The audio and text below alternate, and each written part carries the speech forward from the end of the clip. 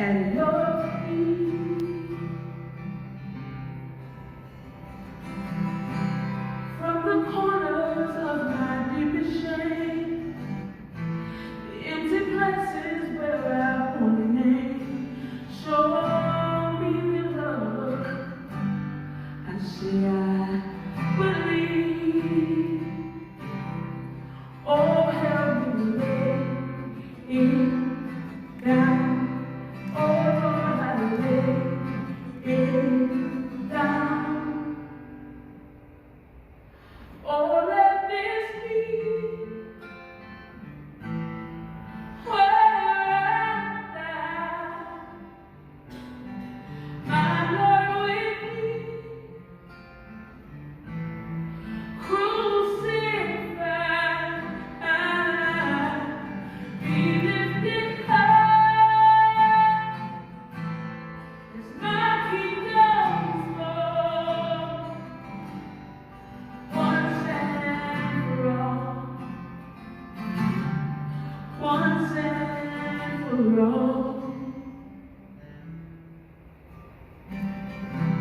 There is victory in my Savior's love, and in the crimson flowing from the cross, pour over me,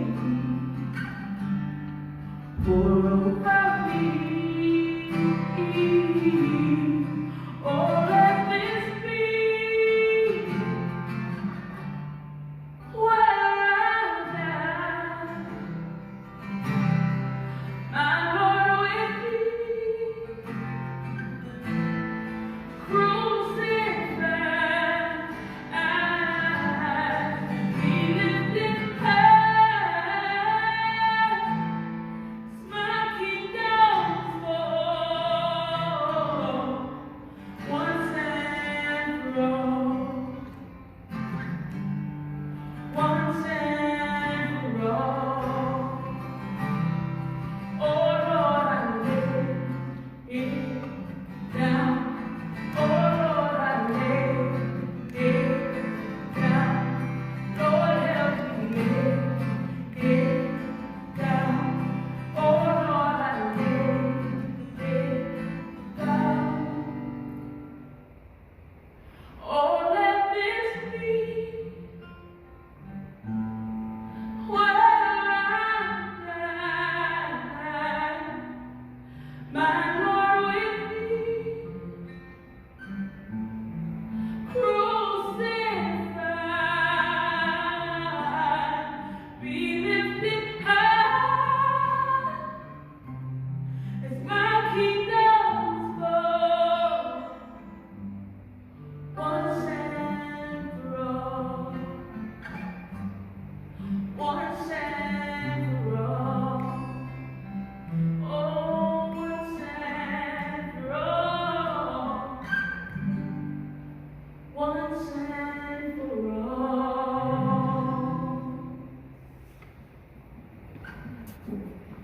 Has had an extra hour of sleep, so y'all all should be ready to go and nice and rested and well attended tonight, right? Going back to this video, when I watched it through a couple of times, just trying to figure out some of the things it said, one of the things it talked about was that the world is full of hurt. It's full of sadness, fear, and loneliness. But it says we can make a difference in the world. And then it says God can use us to change lives. Then, to not ever doubt yourself that you have it in you. Well, what is it exactly? What does it mean? What does it mean by that? You have it inside of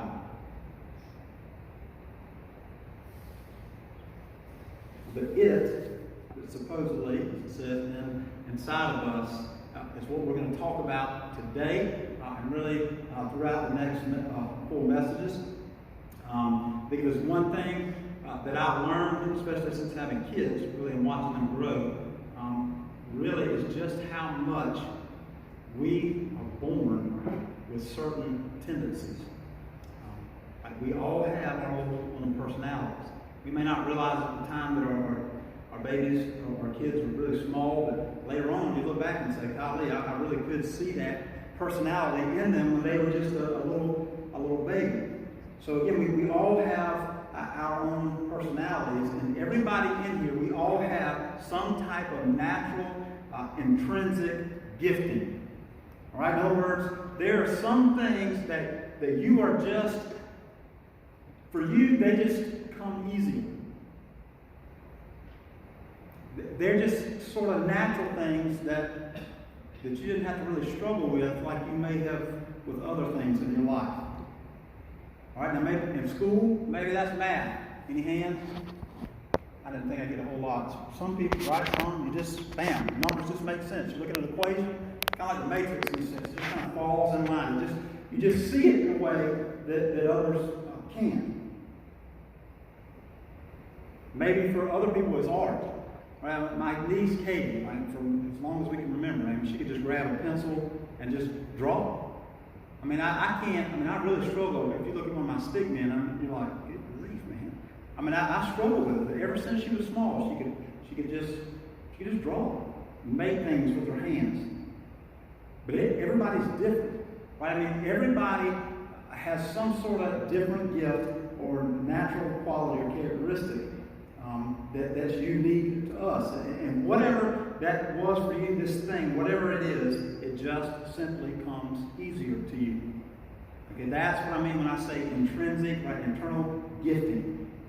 You didn't do anything to put it there, right? You're just kind of born with those gifts, right? Those different personality types, maybe these passions, some sort of drive or zeal towards something. And although these things have developed, they've grown as you've grown, and they've been present with you ever since you were born.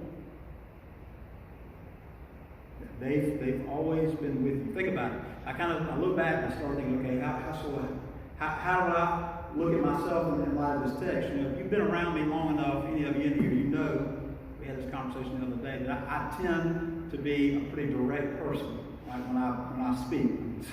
Sometimes that's good, right? Other times maybe not so good. In fact, I really struggle when I don't communicate in a direct way. Like I tend to try to start stringing together all these other words that usually end up taking me all over the place, and I can see on the person in front of me's face like, what is talking about? And I can know what to say, but sometimes in an attempt to make it more diplomatic, right, I end up really not effectively communicating. And it's just more natural for me to be a direct communicator, right? And again, those are things that we all need grace, we're all a work in progress, right? But see, I didn't all of a sudden become that way. And I've really been like that my whole life. So I kind of looking, back at the whole, right, I also tend to feel things very deeply at times. And I've always felt the need to stand up for other people who couldn't stand up for themselves. In fact, I think most of the fights that I got in when I was a kid had to do with somebody else, getting picked on. I mean, I don't know what it was, but I couldn't, it just really bothered me. Sometimes I was like, man, I'm about to get it. But I couldn't help it.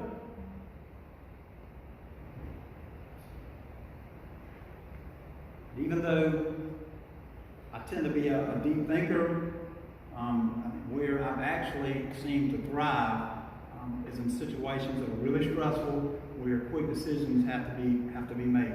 Right? So I always say I'm like a big picture guy. Right? I can see the whole of things, and I can this is what needs to be done. Right? This is what needs to happen. But see, then I can get really bogged down in the details of things. So when I think about those gifts, those different qualities, for a good portion of my life, and I actively walked with those intrinsic gifts that I had, but I really used them to pursue the wrong kinds of things. I really used them for my own sake. It's not, when I say that, it's not everything I did was wrong. Right? You wouldn't look at someone, gosh, it wasn't that. It's just that Christ wasn't at the center of all that. I mean, I was doing things that some people would say, well, that's good. There's nothing wrong with that. But again, Christ wasn't really any part of it. And about the point in my life where I felt like I was just getting to this sweet spot, like I had this position. I took this position as an operations manager at a brokerage firm. If I make a long story short, after a year sort of learning the ropes in business, I took sort of the business plan we had, reorganized how we did business all together, which created this whole other income stream. It was better for the clients, it was better for the business. Right? So all that was going great. And then I ended up meeting this guy who played football for Carolina. We ended up becoming friends. And ultimately, he was getting ready to graduate, chance of getting drafted in the NFL. He said, Marcus, would you help me find an agent? And so I did. And I remember sitting on Main Street one day, and Joel Siegel, who was named like one of the 20 most influential sports agents in the game, pulled up on Main Street in Sumter and got out of the limousine. Came walking in the office. And I remember just going, man, this is crazy, because I'm a big football fan. I mean, I love football, and I was like, this is where I'm supposed to be. And so he ended up getting drafted in the 5th round by Green Bay. Ended up going on to play 7 years in the NFL.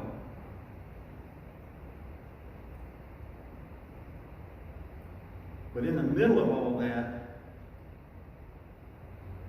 all of a sudden God intervened. And when he did, he didn't get rid of any of those gifts that I was already walking in, all the gifts that I had been using throughout my life, including in the place that I was at then. He didn't take any of those gifts, right, and bring them into the light and say, you know what, these are wrong. These are not good gifts. Instead, slowly I began to see those gifts in light of Christ.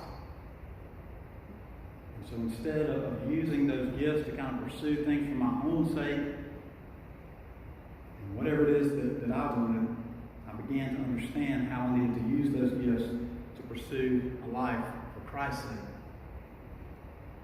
And that sounds all deep and everything, and it is, but there's a whole process with that. It just didn't, it just all of a sudden take it and you're like, man, I got this, and I'm all straight now. I got everything figured out. Everything's going to be all right. It's not like that at all. But more and more, things like I wanted to serve. I wanted to get connected. I began to want to study the Bible. I just had this. Man, I just wanted to know, so I just dug in. I started reading. I wanted to see what God had to say in His Word, and I wanted to somehow try to take what was in here, this thing that was taking place in my life and my heart, and I just wanted to I wanted to take it out, and I just wanted people to feel what I was feeling. I wanted to understand what God was doing in my life. I was like, man, I got to share this with people. I got to figure out what it is that God, because I've been wasting all this time. I got to see what it is that God wants for me in my life. But I wanted people to know, right, that this is who that they've been looking for. Right, of all the things that they've been trying to run after and chase, this was it. This guy, this man, Jesus. I just came into this thing with a desire to do that. But see, that's all on him. Because I had nothing to do with that. Now, that's all because of him. And so through the awakening grace of faith, God, through Christ, redeemed the intrinsic gifts that I'd made all about myself. He made them about him. And see, every one of you in here has got some gift, something that God has put in you. And He's given it to you by His grace. And see, that's what chapter 12 is all about. What it describes is a life shaped by grace. Right? Not only as individual people, but also God's intent for us corporately. And see, as He calls all of those gifts together into one body, right, the church, like I said, we don't just come into the body of Christ as fully mature Christians, right? We don't just come in and we just start teaching them. We got it all figured out. It's not like that. Right? There's a whole process. There are some things that have to be dealt with before we can ever begin to live out the purpose of our individual gifts within the life of the church. And so before we get any further into the gifts aspect of this text, I think there's a couple of things mainly one I wanted us to see. So if you take a look in your Bibles at Romans chapter 12, Romans chapter 12.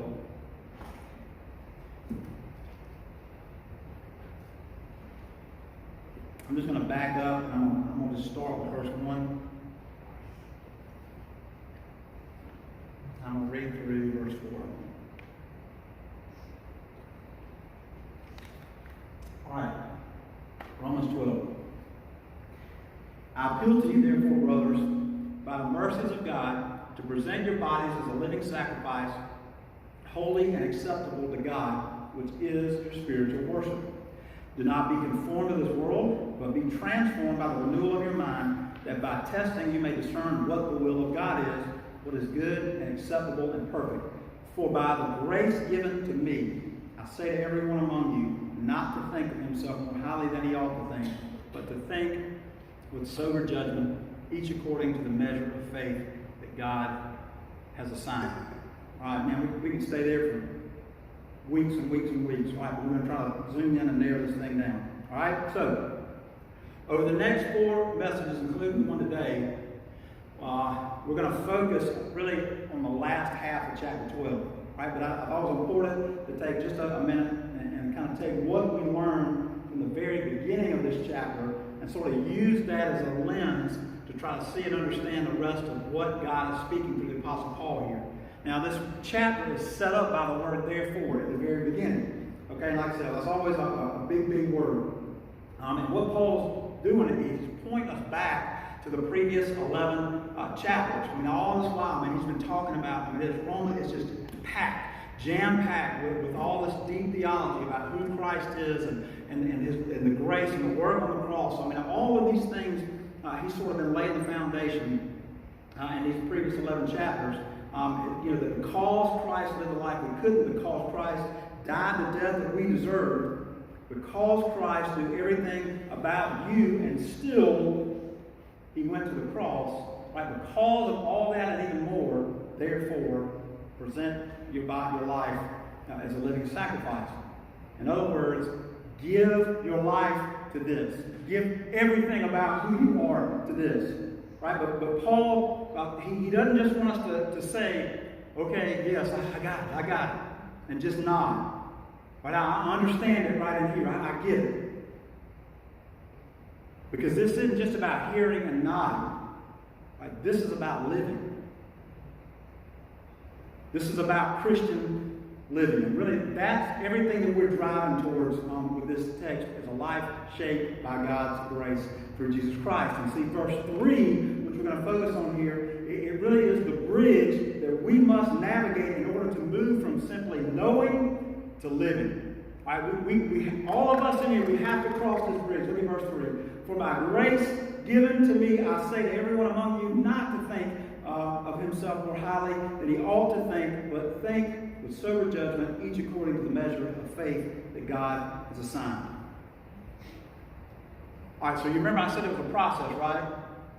There's some things that have to take place. That we don't just come into this thing as fully mature Christians, right? There's a process. There's a few things that have got to happen first, and that's why Paul began the chapter like he did, right? To remind us that everything we do is to be rooted in the gospel of grace and mercy, including what? Our intrinsic gifts. Because see, if those gifts that we have aren't fueled and rooted in the gospel, fueled by and rooted in the gospel itself, then our gifts will be fueled by and rooted in what?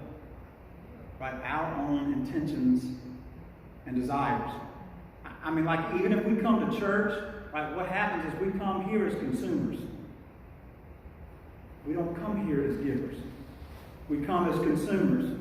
And we try to run this race on our own by our will and our own power. But see, Christianity, it's not a willpower religion, is it?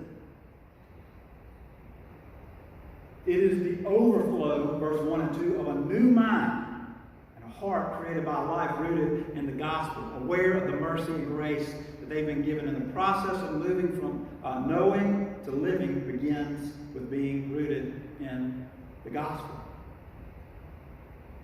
And see, then in recognition of the grace that we've been given, then, verse 3, it has to happen.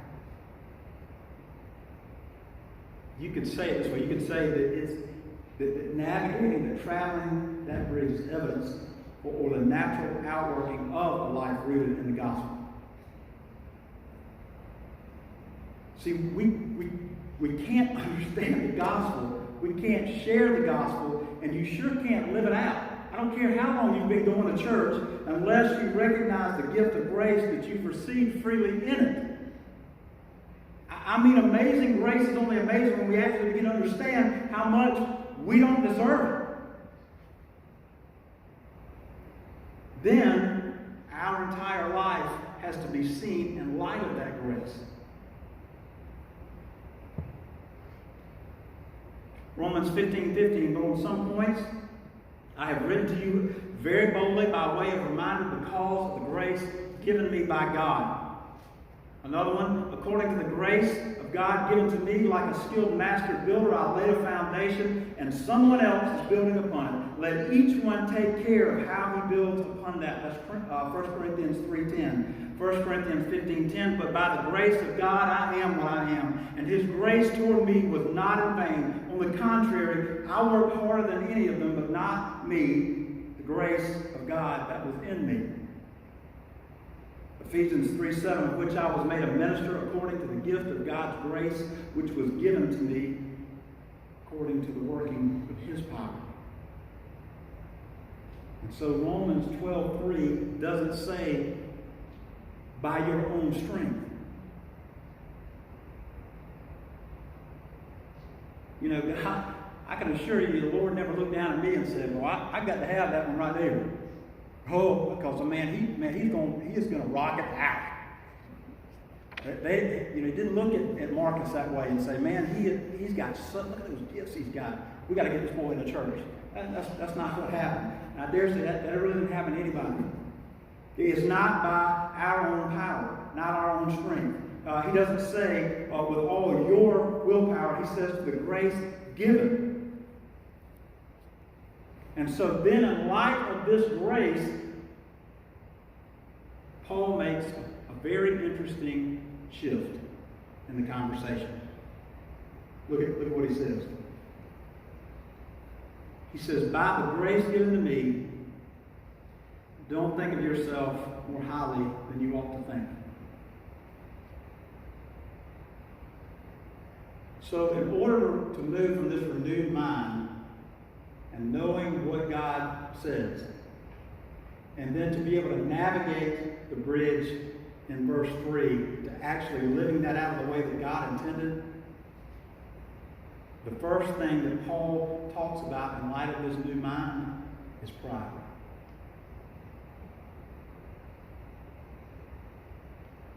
Not just that, but how the new mind thinks of itself in relation to God. And see, that's a big problem, for us today here in America, because this is the land that you can get whatever you want, you can be whatever you want. It doesn't matter. You just got to be willing to sacrifice to get it. You deserve it. It's all about your self-esteem. Right? Not just go do it. You can do and be whatever you want. Just get it. Just get as much as you can. Because this is the land of the free, man. You go and you succeed. Because that's how we gain success.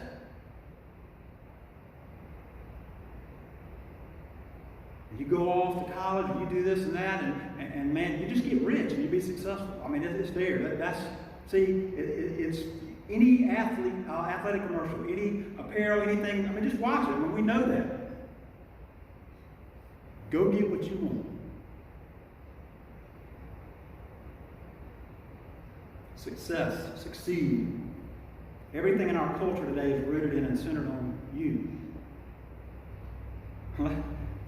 If we can just be honest here, very often That's exactly what we try to bring in the church.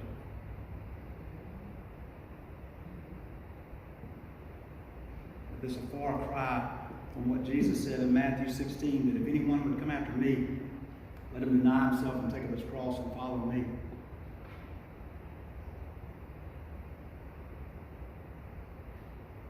And that's basically what Paul's saying here in Romans 12, right? He hangs all of this on grace. Right? These gifts that you've been given, they come with a purpose. And he's saying, like, before I can even get into what they are, right, I need to remind you that you're going to have to let go of you. You're going to have to let go of yourself, right? Because this belongs to Christ.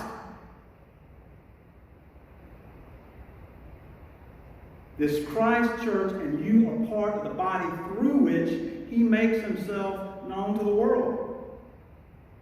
Right? So remember, not to think too highly of yourself, because the body, right, this body lives and operates in the gifts of grace and not human will or power.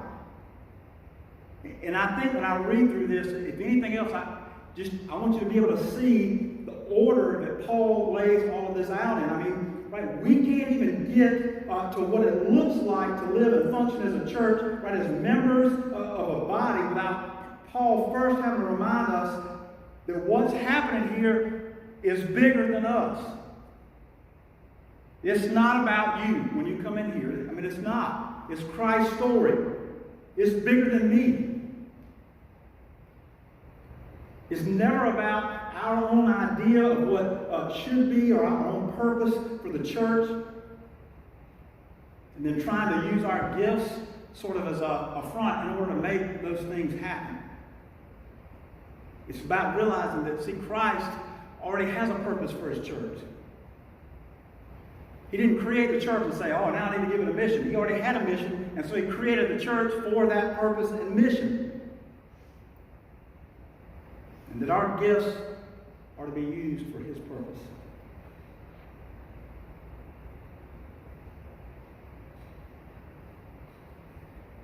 A few years ago, right after Carolina, the basketball team, made it to the Elite Eight.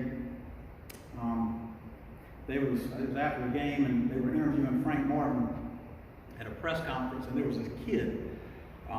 He was like 10 years old or something like that. And he, for whatever reason, he was able to kind of go in there, some program, whatever, and he got to ask the coach a question. And so, in the middle of all of these, I mean, you think of this Elite Eight, I mean, it's a big deal. And you got all these big-time sports people in there. There's this 10-year-old kid, and he grabs a mic, and this is what he asks. He says, Coach, he says, your team is clearly winning the defensive battles. When you coach your team defense, what's more important, technique or attitude?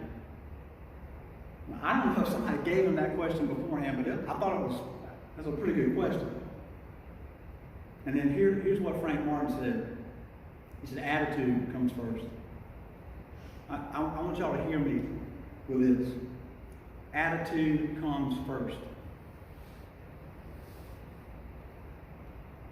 I want you to listen to me. I want you to put your phones down for a minute. I want you to hear me. Attitude comes first.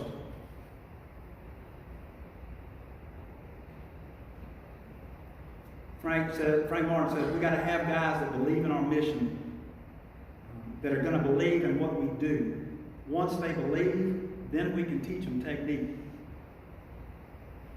In other words, there's a process here. And if we don't get the first one right, if we come into this thing thinking that this is about us and what Christ can give us, man, we're going to be off in everything else that we do.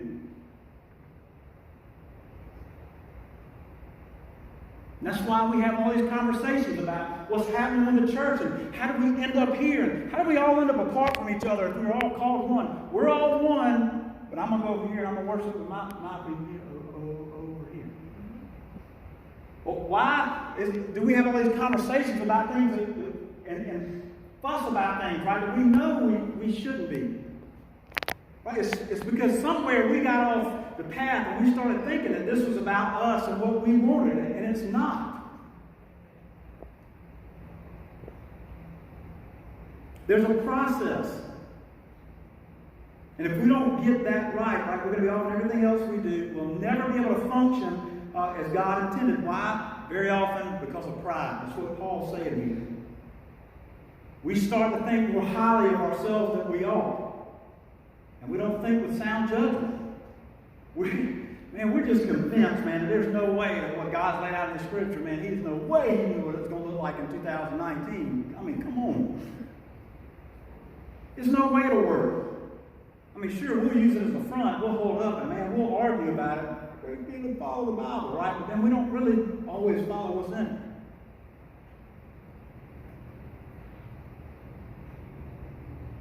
And in the end, we end up producing something that looks more like us than it does Him. I mean, it's pride. We think our way is better. And the proud is said by Ezra Benson, which God would agree with. They aren't interested in changing their opinions to agree with God. But pride must die in you, or nothing of heaven can live in you. I know I've struggled with this many times in my life, that pride deafens us. It deafens us. And many times my own pride has closed my ears to what the Lord is saying. And see, that's why verse 3 here is so huge. Because Paul is going to use verse 3 here as a bridge to get into the body metaphor. Now, we're going to talk more about this next week, but how all the body parts fit together. And he knows that we're going to hit a wall when we get to the body metaphor if he doesn't get people thinking right about themselves. Why? Because then they'll be pushing it. They'll be exalting themselves.